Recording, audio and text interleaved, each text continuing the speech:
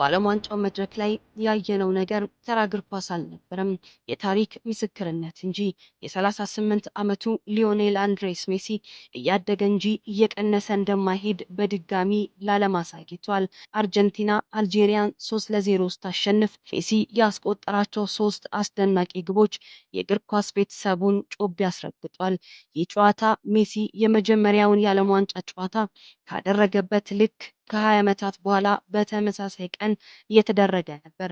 ትላንት ሜሲ የጀርመኑን አጥቂ ሚሮስላቭ ክሎዘን የ16 ጎል የምንጊዜም የዓለም ዋንጫ ከፍተኛ ግብ አስቆጣሪነት ሪከርድ እኩል የተጋራበት ነበር። በታሪክ 6 የዓለም ዋንጫዎች ላይ የተጫወተ የመጀመሪያው ሰው ሆኗል። ሰላም ጤና ይስጥልኝ የእግር ኳስ አፍቃሪያን፣ ዛሬ በዚህ ቪዲዮ የተመዘገቡትን አስገራሚ ቁጥሮች፣ የሜሲን የቡድኑን የልብ ምትነት፣ የአርጀንቲናን አስደናቂ አንድነትና ዓለም ለዚህ ታላቅ ተጫዋች ያላትን ክብር በዝርዝር እንመለከታለን። እስከ መጨረሻው አብራችሁን ቆዩ። ሰብስክራይብ ማድረጋችሁን እንዳትረሱ።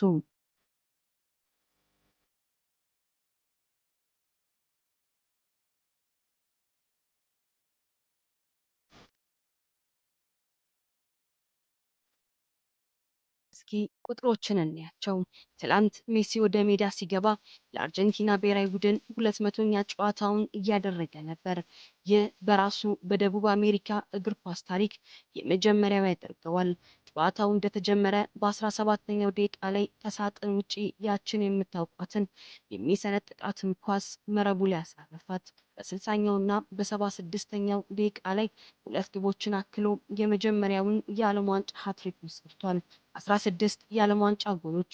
አሁን ሜሲ ከሚሮስላቭ ክሎዘ ጋር እኩል የዓለም ዋንጫ የምንጊዜ ከፍተኛ ጎል አስቆጣሪ ሆኗል።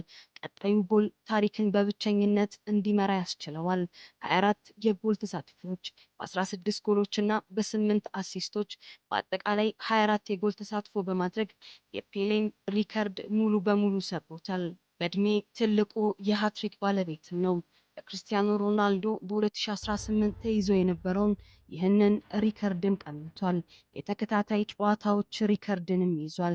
ከ2022 የኳታሩ ዓለም ዋንጫ ጀምሮ በተከታታይ በ5 የዓለም ዋንጫ ጨዋታዎች ላይ ጎል ያስቆጠረ የመጀመሪያው አርጀንቲናዊ ሰው ሆኗል። የፈረንሳዩ ኮከብ ኪሊያን ምባፔና የኖርዌው ኤርሊንግ ብራውት ሃላንድ በዚያው ምሽት 2 ጎሎችን ቢያስቆጥሩም በእድሜ ትልቁ ንጉስ ግን በሃትሪክ ሁሉንም ድምፅ አልባ አድርጓቸዋል። ሊዮኔል ሜሲ የአርጀንቲናን ብሔራዊ ቡድን ስልታዊ መሪ ብቻ አይደለም፣ እሱ የቡድኑ የልብ ምት ነው። የትላንቱን ጨዋታ ላስተዋለ ሰው ሜሲ ሜዳ ውስጥ ሲራመድ እንኳን ጨዋታውን እንዴት እንደሚቆጣጠረው ማየት ይቻል ነበር። እሱ ሲረጋጋ ቡድኑ ይረጋጋል። እሱ ፍጥነት ሲጨምር አጠቃላይ ስቴዲየሙ ይነሳሳል። በ38 ዓመቱ አሁንም ድረስ የአርጀንቲና ዋና የማጥቃት ምንጭ እሱ ነው። ሮድሪጎ ዲፖል፣ ማካሊስተር እንደዚሁም ኤንዞ ፈርናንዴዝ ሜዳ ውስጥ የሚሮጡት ለሜሲ ቦታ ለመክፈትና ፓሱን ለሱ ለማድረስ ነው። ሜሲ በሜዳ ላይ ሲኖር የአርጀንቲና ተጫዋቾች ያላቸው በራስ የመተማመን ስሜት በከፍተኛ ደረጃ ይጨምራል። እሱ የቡድኑ ሞተር ነው። የጨዋታው ቀማሪና የመጨረሻው አስፈጻሚ ነው። የሱ ኃያልነት የሚለካው በራሱ ጎል በማስቆጠሩ ብቻ አይደለም፣ ዙሪያው ያሉትን ተጫዋቾች ሁሉ የተሻለ እንዲሆኑ በማድረጉ ጭምር ነው። ይህ የአርጀንቲና ስብስብ ከሌሎች ቡድኖች የሚለየው በአንድ ትልቅ እሴት ነው። እሱም አንድነት ነው። ከ2022 የኳታር ስኬት በኋላ ቡድኑ ይበልጥ ተቀራርቧል። ወጣቶቹ ተጫዋቾች ለሀገራቸው ብቻ ሳይሆን ለሜሲ ጭምር እንደሚጫወቱ በግልጽ ያስመሰክራል። ሁሉም ተጫዋቾች ወደ እሱ ሮጠው ሲሄዱ በአይናቸው ውስጥ የሚታየው ፍቅርና ክብር የሚደነቅ ነበር።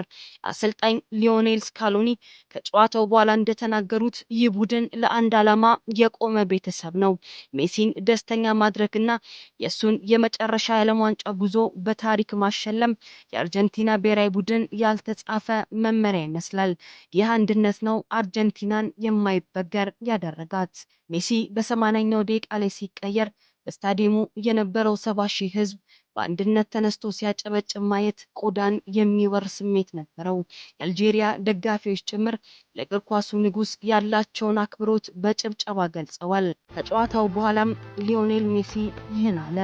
አሁን የማሳልፈው እያንዳንዱ የዓለም ዋንጫ ጨዋታ ለእኔ ተጨማሪ ቦነስ ነው። በቃ ደስ ብሎኛል፣ መጫወት እፈልጋለሁ ሲል ተናግሯል። እያደር እንደ ወይን የሚጣፍጠው ይህ ኮከብ እስከቻለው ድረስ ምርጡን መስጠቱን እንደሚቀጥል ተናግሯል። ሊዮኔል ሜሲ የእግር ኳስን ታሪክ ደግሞ ጽፎታል። ምሽት ያየነው ታሪክ ገና ጅምር ይመስላል። አርጀንቲና በመጪው ሰኞ ከኦስትሪያ ጋር ስትጫወት ሜሲ ክብረ ወሰኑን በብቸኝነት ለመምራት ወደ ሜዳ ይገባል። እናንተስ የእግር ኳስ አፍቃሪያን የሜሲ ታሪካዊ ሃትሪክና ክብረ ወሰን ላይ ያላችሁ አስተያየት ምንድን ነው? ሜሲ በዚህ የዓለም ዋንጫ አርጀንቲናን በድጋሚ ዋንጫ እንድታነሳ ያደርጋታል? አስተያየታችሁን በኮሜንት መስጫው ላይ አስፍሩልኝ። ቪዲዮውን ከወደዳችሁት ደግሞ ላይክ እና ሼር ማድረጋችሁን እንዳትረሱ።